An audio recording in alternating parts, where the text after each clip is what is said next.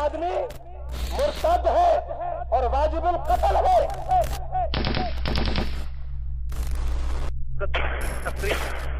Firing تو آپ سن ہی رہے ہوں گے. تقریباً اس وقت 12 سے 15 بندے مسجد کے اندر آ گئے ہیں جنہوں نے گrenade بھی آ گیا اور فائرنگ پہ فائرنگ ہو رہی ہے. اس وقت کافی لوگ شہید ہو چکے ہیں. لا الہ الا اللہ.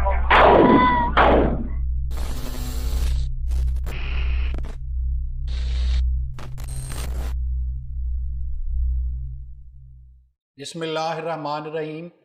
پروگرام سچ تو یہ ہے کہ ساتھ حاضر خدمت ہیں. میرے ساتھ شریک گفتگو ہیں مکرم مرزا عدیل احمد صاحب، آپ ماہر قانون ہیں، اور ہمارے ساتھ دوسرے مہمان ہیں مکرم اسفند یار منیب صاحب، آپ ماہر تاریخ ہیں. تو ہم اپنی گفتگو کا آغاز مرزا عدیل احمد صاحب سے کریں گے کہ یہ جو کچھ عرصہ پہلے ختم نبوت کے حوالے سے اتنا شور و غوغا ہوا، کیونکہ ہر کچھ عرصے کے بعد پاکستان میں ختم نبوت کے حوالے سے بہت زیادہ خطرات آ جاتے ہیں، اور یہ جو بھی اسمبلی میں ہوا، پھر ابھی تک اشتہارات آ رہے ہیں، گورنمنٹ کی طرف سے وضاحتیں آ رہی ہیں. یہ کیا اس کا بیک گراؤنڈ کیا ہے؟ یہ قانونی طور پہ یہ کیا چیز تھی؟ جی، اس لیے ہمیں پہلے الیکشن سسٹم کو دیکھنا پڑے گا.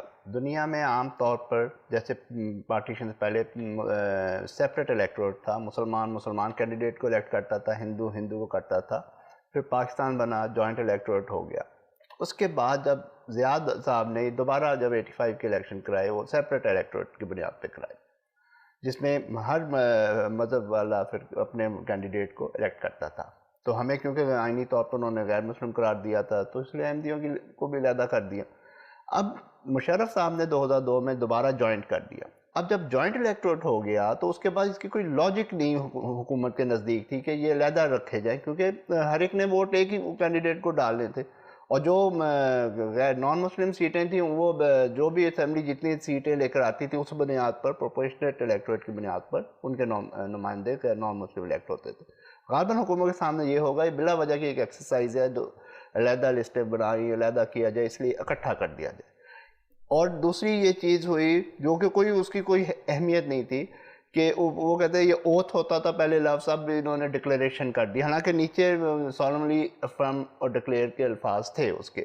جس پہ انہوں نے سارا ایشو بنایا تھا کہ یہ کیوں کیا گیا. مطلب محض لسٹیں جو تھیں وہ الگ احمدیوں کی الگ ہوتی ہیں، الگ کی جاتی ہیں. اور اب یہ تھا کہ ایک مین سٹریم میں ایک ہی اس میں ہو جائے لسٹ ہو جائے، اور اس پہ اتنا خطرناک قسم کا ان کو پریشانی پیدا ہو گئی. اور یہ جو ہے یہ ہوا.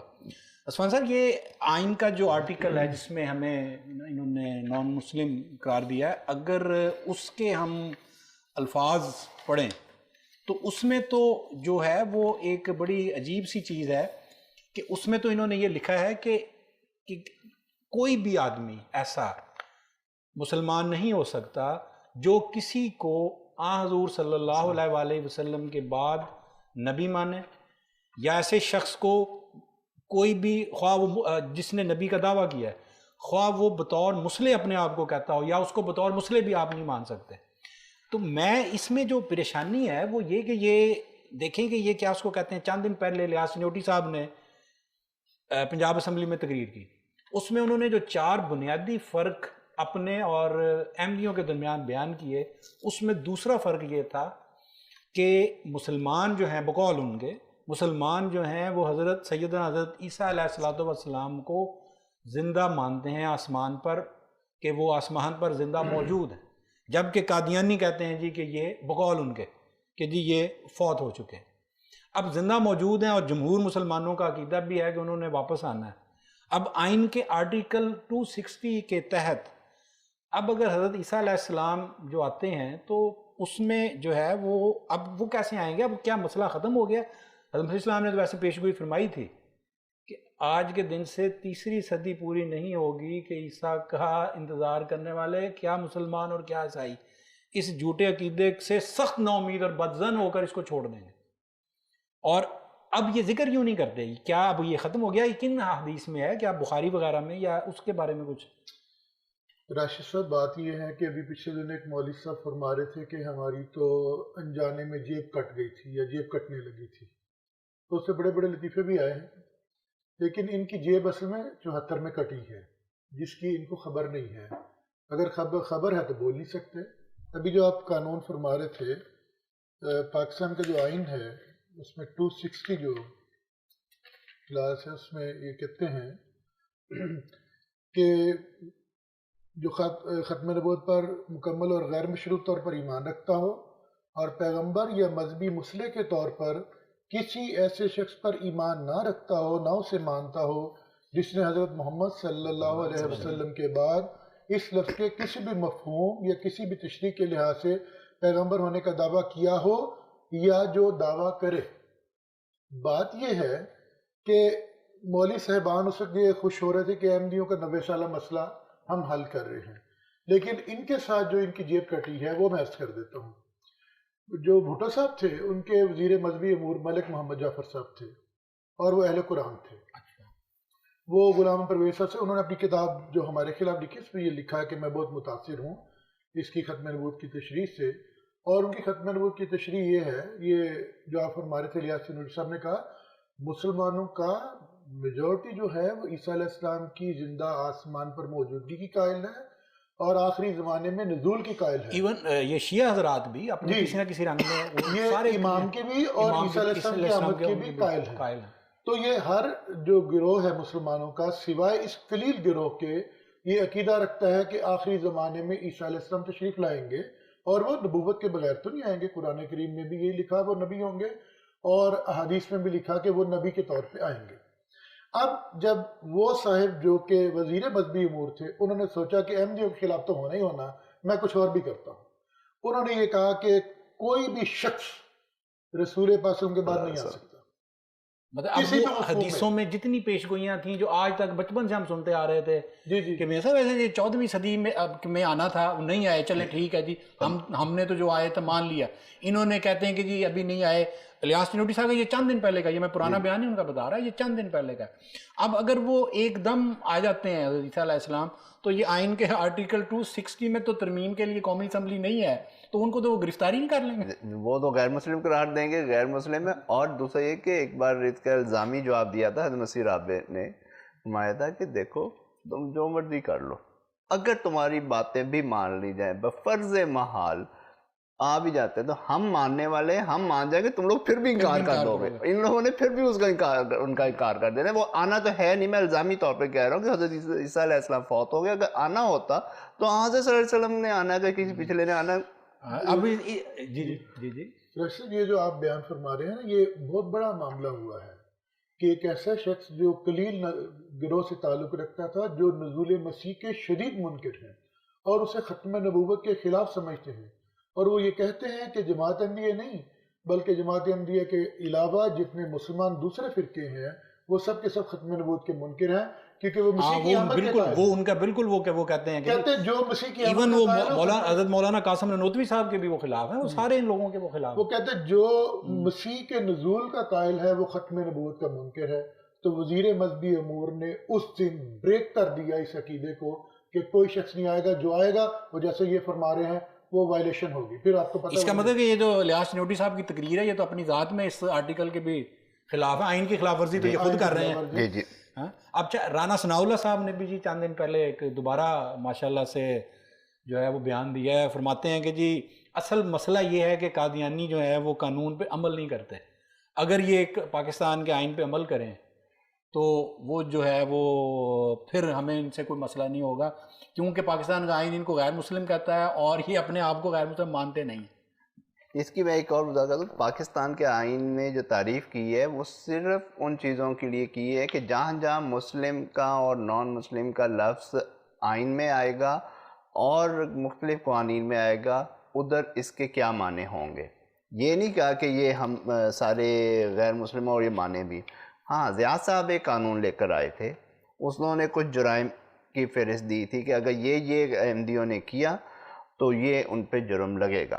مثلا انہوں نے کہا کہ کسی جو کہ حضرت صلی اللہ علیہ وسلم کا صحابی نہیں، اسے صحابی نہیں کہہ سکتے، رضی اللہ عنہ نہیں کہہ سکتے، اور ام المومنین جو حضرت صلی اللہ علیہ وسلم کے مطہرات نے وہ آگے جو مسلم والا ہے وہ ایک یہ کہ اپنے فیت کو مسلمان نہیں کہیں گے اور وہ پوز نہیں کریں گے مسلم کا، وہ علیحدہ دو چیزیں. لیکن یہ ایک پہلا قانون دنیا میں ہوگا جو کسی ایک گروپ کے لوگوں کے لیے ہوگا، جنرل نہیں. اگر یہ کہہ دیتے کہ تمام غیر مسلم تو ایک لاجک غلط یا صحیح سمجھ آتی. انہوں نے قانون ہی یہ بنایا کہ صرف احمدی اگر یہ کہیں گے تو ان پہ یہ جرم لگے گا. پوز ہمسیلف ایز اے مسلم ہے نا، مجھے سمجھنے سے کیسے روک سکتے ہیں؟ مجھے قانون نہیں روک رہا سمجھنے سے. ان کا یہ اگر میں اپنے آپ کو مسلمان سمجھتا ہوں، میں کہتا نہیں، میں سمجھتا ہوں، میں سمجھ کے عبادت کرتا ہوں یا کہتا ہوں، اس پہ یہ پابندی نہیں اس طرح عائد کر سکتے، کیونکہ اس پہ قانون میں بڑے واضح اس پہ یہ ہے کہ اپنے آپ کو مسلمان کہے گا نہیں اور ظاہر نہیں، پوز نہیں کرے گا مسلمان. اور پھر مزے کی بات ہے یہ کہ اتنا یہ کہتے ہیں، چند دن پہلے مولانا فضل الرحمان کا بیان ایک دفعہ جب مدارس کے بارے میں اصلاحات کا بارے میں آیا کہ ہم نے اصلاحات کرنی ہے، تو ان کا آیا کہ اگر قومی اسمبلی نے اس کے بارے میں کچھ کیا تو ہم اٹھا کے اس کو پھینک دیں گے. اچھا اب ہمارے لیے یہ چیز ہے، اب موجودہ طور پہ آپ دیکھ لیں کہ اب اگر تو یہی بات ہے کہ جی جو عدالتوں نے کہہ دیا، جو قانون نے کہہ دیا، تو اب عدالتوں نے تو ایک فیصلہ دیا، اس کے بعد آپ دیکھ لیں کہ جی ٹی روڈ پہ اس کے اوپر کس طرح اس کا کیا گیا یا جو کچھ ہوا. اب یہ ساری چیزیں ہیں کہ اپنی مرضی ہو تو یہ ساری چیزیں ان کا جو ہے وہ ان کے لیے جائز ہو جاتی ہیں. اگر احمدی جو ہے وہ کہتے ہیں کہ جی مانتے نہیں. راشد صاحب بات یہ ہے کہ یہ جو جن صاحب کا آپ ذکر کر رہے ہیں، ایک تو قانون یہ زیادہ دوبارہ پڑھ لیں تو زیادہ اچھا ہے. جیسے ابھی بات ہوئی ہے مرزا عادل صاحب نے، جو قانون ہمیں سمجھنے کے لیے باؤنڈ نہیں کرتا تو یہ کیسے کر سکتے ہیں؟ قانون تو یہ نہیں کہہ رہا، قانون تو یہ کہہ رہا ہے کہ ہم ڈکلیئر نہیں. ٹھیک ہے، یا بڑی حد اگر ریاست کی بات کر لیں جی ہم پوسٹ نہیں کر سکتے، بلیو کیوں نہیں کر سکتا؟ میں جو ہوں میں اس پر یقین رکھتا ہوں میں کیا ہوں. یہ مجھے کیسے روک سکتے ہیں؟ کون سی مشینری لگائیں گے؟ دیکھیں وائلیشن کی سزا ہوگی نا. میں سمجھ رہا ہوں میں کیا ہوں، یہ کون سا آلہ لگائیں گے جو میرے سمجھنے پر روک لگائے گا؟ ویسے بھی ویسے یہ جو قانون کا ایک فلسفہ ہوتا ہے یا ایک وہ تو اس وقت ہوتا ہے کہ جہاں سے آگے کسی دوسرے کی آزادی سلب ہو رہی ہے. جی کچھ مختلف قوانین حکومتیں بنا سکتی ہیں جو کہ لاجک پہ مشتمل ہو کہ اس کے یہ آفینسز ہوں گے، اس پہ میں نہیں کہہ رہا. اور پھر مجھے یہ بتائیں کہ اگر قانون بن جاتا ہے، فرض کرے کیا اس کا اگر ان لاجیکل بن گیا یا کسی وجہ سے کوئی بن گیا، کیا اس کے خلاف یہ نہیں لاتے اسمبلی میں تحریک لاتے ہیں؟ ہوتا ہے. ابھی دیکھیں ابھی ایک ہوا اور اس کے بعد سینٹ میں انہوں نے چپ کر کے قانون پاس کروائے. دنیا کے بنائے ہوئے قوانین ہیں، انسانوں نے بنائے ہیں، انسان بدل بھی سکتے ہیں. پہلے یہ پاکستان 1947 میں بنا تھا، 1947 تک 84 تک تو کسی کو 47 سے لے کے 84 تک کوئی خطرہ نہیں لاحق ہوا، یہ قانون نہیں تھا. اب 84 کے بعد آئے، اس سے پہلے بھی تو ملک چل ہی رہا تھا نا. تو جب یہ آئین اب بنے ہیں تو اس آئین کے اندر جو ترامیم پر ترامیم آ رہی ہیں جو ان کے اپنے مفاد سے تعلق رکھتی ہیں، تو جو ترامیم یہ کر کے مذہب کی آ رہے ہیں اس پر اختلاف رائے کیوں نہیں ہے؟ ہم تو پہلے دن سے کہہ رہے ہیں کہ یہ اختیار ہی نہیں ہے کسی اسمبلی کو کہ وہ کسی کے مذہب کو ڈیفائن کرے. اچھا وہ اگلا میں آپ کو بتاتا ہوں. ایک اور میں وضاحت کر دوں اس میں کہ ہر قانون میں جو ترمیم آتی ہے، نیا قانون بنتا ہے، اس سے پہلے ڈسکشن ہوتی ہے، تنقیدیں ہوتی ہیں، حق میں بھی بولے جاتے ہیں، خلاف بھی بولے جاتے ہیں، جلسے جلوس بھی ہوتے ہیں، کافی کھل کے. خود نہیں کر رہے، یہ سب کچھ تو کر رہے ہیں خود بھی. اور جو کوئی احمدی بول دے کوئی قانون غلط ہے تو یہ قانون کی توہین ہو جاتی ہے. باقی سارے بول رہے ہیں کہ یہ ڈکٹیٹر کا بنایا قانون ہے. یہ سراج الحق صاحب کا بھی بڑا دلچسپ قسم کا ایک کلپ چلا ہے، اس پہ واٹس ایپ پہ بھی آیا، ٹی وی پہ آئے تھے وہ. کسی انٹرویو میں انہوں نے پوچھا ہے کہ جی کیا آپ کے نزدیک، اینکر نے پوچھا بار بار کہ جو ہے وہ احمدیوں کو فوج میں جو ہے وہ مطلب آنے دینا چاہیے یا نہیں. اس میں انہوں نے کہا جی کہ چونکہ یہ جہاد کے منکر ہیں اور ان سے جو خطرہ ہے، اب یہ جماعت اسلامی کے لیڈر جو ہیں وہ بھی کہیں گے ہمیں کہ احمدی خطرے ہیں اور یہ لوگ ٹھیک ہیں. یہ اس کے بارے میں کیا خیال ہے؟ بات یہ ہے راشد صاحب کہ ان کو ایسے یہ باتیں زیب نہیں دیتی، کم از کم جماعت اسلامی کو زیب نہیں دیتی. جماعت احمدیہ پر ایک تو یہ کہنا کہ یہ جہاد کے منکر، یہ سمجھ نہیں آئی آج تک ہمیں، کیونکہ جہاد کی جو تعریف بھی اسلام نے کی ہے، قرآن کریم نے کی ہے، رسول کریم نے کی ہے، ہم تو سارے جہاد کر رہے ہیں. چلے مثلا اگر ہم جہاد بالقرآن ہو رہا ہے، جہاد بالمال ہو رہا ہے، 75 زبانوں میں قرآن کریم کا ترجمہ ہم نے شائع کیا، انہوں نے تو نہیں کیا. اور ساری دنیا میں اگر خدا کے گھر بنا رہے ہیں یا خدا کا پیغام پہنچا رہے ہیں تو ہم پہنچا رہے ہیں. لیکن چلے ہم جہاد سے مراد بیت الفتوح لندن کی تصویریں چھاپ کے یہ اپنے اشتہاروں پہ چندہ لیتے ہیں. یہ چلے جہاد بھی سیف کی بات کر لیتے ہیں کہ تلوار کا جو ان کو شاید جہاد کا مطلب انہوں نے صرف جہاد بھی سیف کر دیا ہے. پاکستان کے اوپر ایک ایسا وقت آیا تھا جب یہ جنگ مسلط ہوئی اور ابھی سٹیبل نہیں ہوئی تھی دونوں حکومتیں اور یہاں سے انگریز گیا تھا، تو اس وقت پاکستانی حکومت نے ڈکلیئر کیا، تو ایز اے پاکستانی شہری میرے اوپر، آپ کے اوپر، ہم سب کے اوپر یہ لاگو تھا کہ ہم اس جہاد میں حصہ لیتے جو ملکی دفاع کا تھا، جو ایک خطے کو بچانے کے لیے تھا۔ ہم سب نے جہاد، سب کو پتہ ہے کہ حضرت خلیفۃ المسیح ثانی رضی اللہ عنہ جو اس وقت خلیفہ ثانی سے جماعت کے وہ دور تھا ان کا، انہوں نے اپنے سارے بیٹے اس جہاد کے لیے بھیج دیے۔ یہ گنوائیں گے، اور وہ وقت تھا جب مولانا مودودی صاحب نے کہا کہ کشمیر کا جہاد حرام ہے۔ میں عرض کرتا ہوں، ہم کہیں گے تو ان کو برا شاید لگے، تو میں ایک حوالہ میری نظر سے گزرا، یہ سردار شوکت حیات جو قائد ان کے بڑے معتمد ساتھی تھے، وہ لکھتے ہیں، ایک جگہ تو انہوں نے لکھا حضرت صاحب کے بارے میں، خلیفہ ثانی رضی اللہ عنہ کے بارے میں، کہ کس طرح پاکستان کے لیے وہ دعا بھی کی اور کہا کہ ہم حمایت بھی ہمیشہ رکھیں گے۔ وہ کہتے ہیں کہ یہ مودودی صاحب سے جب میں نے کہا تو انہوں نے کہا میں تو نا پاکستان کے لیے دعا نہیں کر سکتا۔ اس کے بعد فکرہ کہتے ہیں کہ یہ پھنس گئے وہاں، ان کو فوج کی مدد سے بحفاظت پٹھان کوٹ سے پاکستان پہنچایا۔ پاکستان پہنچنے پر انہوں نے کشمیری مجاہدین کے خلاف فتویٰ صادر فرمایا کہ موت کی صورت میں شہید نہیں کہلائے جائیں گے۔ اگلا فکرہ میں نہیں پڑھ سکتا۔ اچھا میری بات سنیں، یہ تو چلیں ان کا میں بتاتا ہوں آپ کو، جیسا اس کی بڑی دلچسپ باتیں، یہ صرف پرانی نہیں ہیں، میں آپ کو ان کا تازہ بتاتا ہوں۔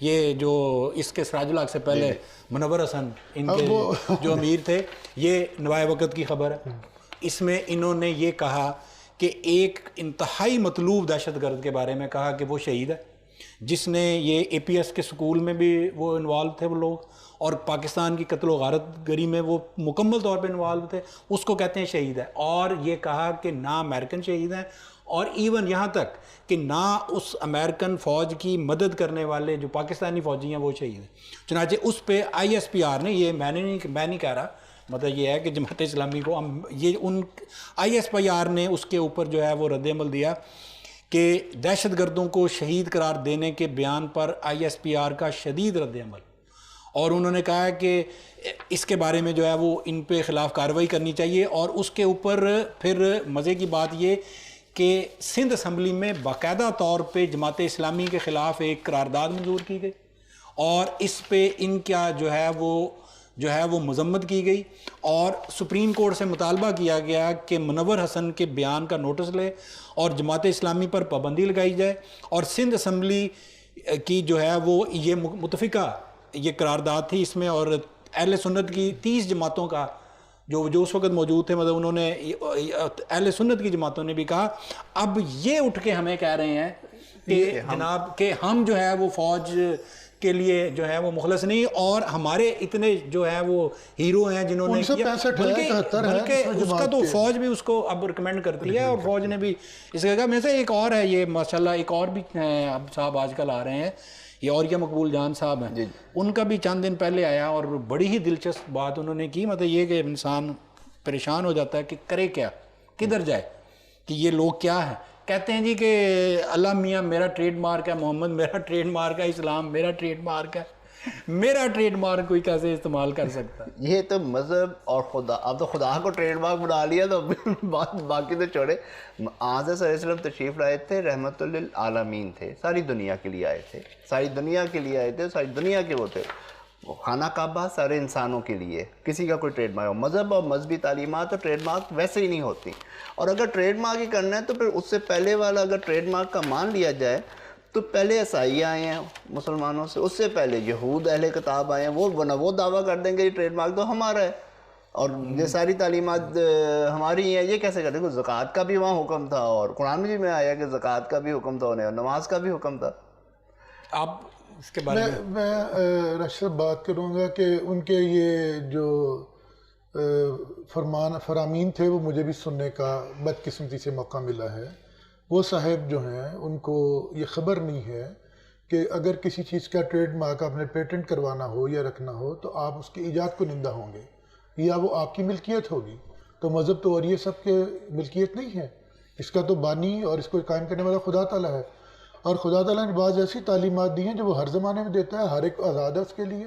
جیسے بھی انہوں نے فرمایا خدا رب العالمین ہے اور رحمت اللہ عالمی رسول اللہ صلی اللہ علیہ وسلم ہے، لیکن اگر ان کو شوق ہو ہمیں پابند کرنے کا، تو جیسے انہوں نے اشارہ کیا تو قرآن کریم تو کہتا مثلا فرمایا کہ تم پہ جو روزے فرض کیے گئے ہیں روزے بھی کما کتب علی الذین من قبلکم، تو اگر انہوں نے روزے پیٹنٹ کروا لیے تو ہمارا تو رمضان گیا. توحید جس پر ہماری مسلمان ہونے کی بنا ہے ہر زمانے میں 1,24,000 نے دی ہے. نہیں یہ عوریہ صاحب کیا کر رہے ہیں یہ چونکہ جب آپ عقل کو خدا حافظ کہہ دیتے ہیں تو ایسی حماقتیں سرزد ہوتی ہیں جو ہو رہی ہیں ان لوگوں سے. لیکن افسوس یہ ہے کہ جو لوگ ان کو بٹھاتے ہیں اور ان کی سنتے ہیں. قرآن کریم پہ غور کریں، ذرا سی عقل سے کام لے لیں کہ اگر آپ چیزوں کے مالک یہ پیٹنٹ یہ ٹریڈ مارک آپ نے قائم کر لیے مذہب کے اندر، تو مذہب تجارت ہے؟ مذہب کوئی کمپنی ہے جس کو آپ نے کر لیا ہے پیٹنٹ کروا لیا؟ خدا ہے، رب العالمین ہے. اور حضور صلی اللہ علیہ وسلم کے بارے میں قرآن کریم نے آن وسلم کو فرمایا کہ کل یا ایھا الناس انی رسول اللہ الیکم جمیعا، کہ تو لوگوں کو کہہ دے کہ میں تم سب کی طرف ہوں، کسی جگہ نہیں آیا کہ مسلمان. یہ انہوں نے فکرہ بیچ میں بولا تھا میں نہیں زیادہ دے سکتا، تو میں حیران تھا ان کی شکل دیکھ کے کہ آپ کون ہوتے ہیں؟ خدا رسول پر پہرے بٹھانے والے آپ کون سے چوکیدار ہیں؟ لیکن وہ سننے والے بھی ہیں. تو ہمارے ہاں تو یہ بے وقت لوگوں کو جب آپ مسندوں میں بٹھا کے باتیں کریں گے تو نہ مذہب رہے گا نہ قانون رہے گا. اچھا یہ پھر سر ولیم میور مطلب مستشرقین نے اورینٹلسٹ نے بہت سارا کام کیا ہے، قرآن پڑھا اس کی وہ انہوں نے جو ہے وہ کمنٹریز لکھی ہیں، آج ہم ان کے حوالے دیتے ہیں. تو کیا یہ مطلب یہ ہے کہ اگر یہ کسی کو نہیں پڑھنے دینا یا یہ ہے کہ یہ پیٹنٹ ہے اور پھر اس کا مطلب یہ ہے، تو حضور صلی اللہ علیہ وسلم تو مشرکین مکہ کو کہتے تھے کہ قرآن سنو، اور وہ لوگوں کو حضرت ابو بکر رضی اللہ عنہ کے بارے میں آتا ہے کہ کفار کہتے تھے جی کہ یہ جب قرآن کریم پڑھتے ہیں تو لوگ متوجہ ہوتے ہیں. تو کیا مطلب میرا خیال ہے کہ ہمارے سے بھی لوگ متوجہ ہوتے ہیں. اب ان کو یہ فکر ہے کہ یہ کسی بھی طور پہ اگر اسلام کا کہیں گے. اس کی دو وجوہات ہیں جو بنیادی ہیں میرے خیال میں. ایک تو یہ کہ نبی کا انکار اور استہزاء اور ٹھٹا کوئی معمولی بات نہیں، خدا مت مار دیتا ہے، یہ اس کا مکافات عمل ہے. انہوں نے خالی انکار نہیں کیا بلکہ ہر جگہ ڈکلیریشن دے دے کے تحریر کر کے انکار کیا، اور وہ اور ٹھٹا کرتے رہے، استہزاء کرتے رہے. اور اس لیے قوم ایسے لوگوں کو سنتے ہیں لوگ جو کہ جن کی مت خدا نے ماری ہوئی ہے، جنہیں کوئی عقل کی بات ان سے نہیں ہوتی، اور فساد انہی سے شروع ہوتا ہے جیسے حدیث میں آیا تھا، انہی پہ ختم ہوتا ہے. میں ایک بات رشتہ برس کروں کہ یہ بات ابھی جماعت اسلامی کی بھی ہو رہی تھی، یہ جو ابھی آپ صاحب نام لے رہے ہیں، ہم اپنے پروگرام کا نام بھی بعض کو لینا پڑتا ہے مجبوری. ان کے دادا مسجد خیر الدین کے امام تھے اور یہ پاکستان کے کھلے کھلے مخالف تھے. عجیب بات ہے جو لوگوں کو ہمارے فہمیدہ طبقے کو جاننا چاہیے کہ جب بھی مذہب کے بارے میں یا جماعت احمدیہ کے خلاف کوئی کمپین چلتی ہے، اس کے سر خیر اس کے لیڈر سارے وہ ہوتے ہیں جو پاکستان کے مخالف ہیں. تو یہ جاننا چاہیے کہ کوئی لنک ضرور موجود ہے. ایک دفعہ حنیف رامے صاحب نے بھی اس طرف اشارہ کیا تھا کہ احمدی جو ہیں، بلکہ کھل کے لکھا تھا کہ احمدی تو پاکستان کے حامی تھے اور جو مولوی آج مخالف ہیں یہ سارے پاکستان کے مخالف تھے. تو میں عرض کروں گا اپنے ناظرین سے کہ جو لوگ تمہیں دیتے ہیں رفاقتوں کے فریب، ان کی تاریخ پڑھو گی تو دہل جاؤ گے. ناظرین یہ ہمارا آج کا پروگرام تھا. میں شرکائے گفتگو کا شکریہ ادا کرتے ہوئے آپ سے اجازت چاہوں گا، اور آخر پر صرف یہ عرض کروں گا کہ یہ بڑی ہی الیاس چنوٹی صاحب تو کہہ رہے ہیں کہ حضرت عیسیٰ علیہ السلام زندہ ہیں اور لازمی آئیں گے، لیکن آئین کا آرٹیکل 260 کا پھر کیا ہوگا، یہ اس سوال کا فیصلہ جو ہے وہ ناظرین سوچ لیں.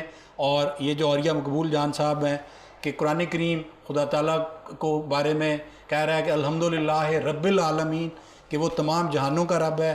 حضور صلی اللہ علیہ وسلم کو رحمت للعالمین قرار دیا جا رہا ہے، لیکن یہ کہتے ہیں کہ جی نہیں، یہ اس کے نام لینے کا صرف ہمارا ہی حق ہے. جیسا کہ ابھی شرکاء نے کہا کہ جب خدا عقلوں پر پردے ڈال دیتا ہے تو پھر جو حالات اس وقت بدقسمتی یہ ہے جو ہمیں دکھ ہے کہ ان حرکتوں کی وجہ سے پاکستان کے حالات دن بدن بگڑتے جا رہے ہیں. اور یہ خدا کے جو بھی موت تھا اور جو خدا کے نبی نے یہ کہا کہ کیوں غضب بھڑکا خدا کا، مجھ سے پوچھو غافلو، ہو گئے ہیں اس کا موجب میرے جھٹلانے کے دن. کہ ان کی یہ نہ مانیں، یہ ان کو مطلب، لیکن جو انداز اختیار کیا جا رہا ہے اور جس طرح مزے کا خیز چیزیں بنائی جا رہی ہیں وہ انتہائی خطرناک ہیں. بہرحال ہم تو ان کو یہی کہتے ہیں کہ جو چاہے آپ کا حسن کرشمہ ساز کرے. اکبر الہ آبادی نے آخر پہ، میں اکبر الہ آبادی کا شعر پڑھ دیتا ہوں کہ اس نے شاید اس زمانے کے لیے کہا تھا. اس زمانے میں تو پتہ نہیں کسی نے رپٹ کروائی تھی کہ نہیں کروائی تھی. آج اب قانون بھی موجود ہے, کہتے بھی ہیں یہ نہ کریں, اور رپٹیں بھی ہوتی ہیں کہ رقیبوں نے رپٹ لکھوائی ہے جا جا کے تھانے میں کہ اکبر نام لیتا ہے خدا کا اس زمانے. خدا حافظ.